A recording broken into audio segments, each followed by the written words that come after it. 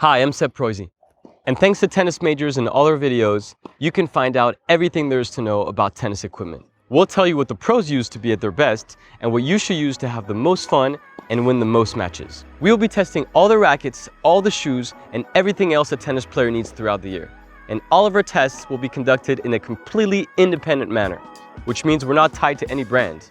Our only goal is to show you what's best for you.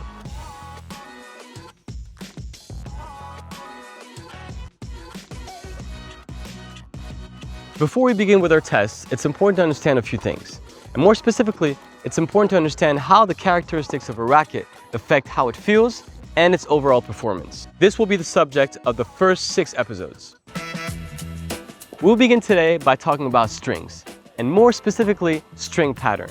Many players believe the most important thing in the racket is the tension. But before you even talk about tension, you need to understand the racket's string pattern. So, what's your string pattern? I have no idea. The string pattern. No? It's right here. All right, 16 by 19, that's right. 16 by 19 indeed. I'm not sure, but I think it's 16 by 18. 18 by 16. Not 16 by 18, but very close, pretty close. String pattern should be one of the very first things, if not the first thing you look at when choosing a racket. Now, string pattern refers to the number of strings on your racket and how they're arranged. So you have your vertical strings, which are called your mains, and the horizontal strings, which are called crosses. Now, because the mains are always strung first, they also represent the first number in the string pattern. So if you have a string pattern that says 16 by 19 or 18 by 20, you know that that first number is always going to represent the mains, and it's also an even number. 2 of the most common string patterns out there are 16 by 19 and 18 by 20. Now, because there's a greater distance between the bottom of the racket and the top of the racket than the 2 sides, there are usually more crosses than there are mains. In recent years, however, brands like Wilson have started developing rackets with less crosses than mains. So you're looking at rackets with string pattern like 18 by 16.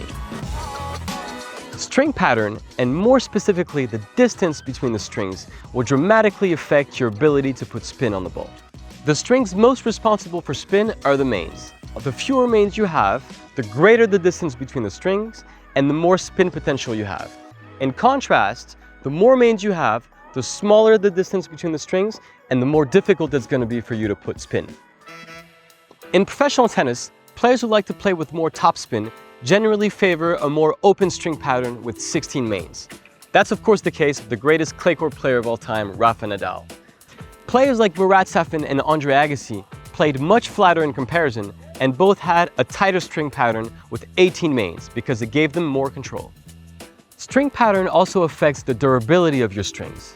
The more strings you have on a racket, the less space and the less friction you have between them, and the more durable the strings will be. So you won't be breaking as often as you would with a more open string pattern.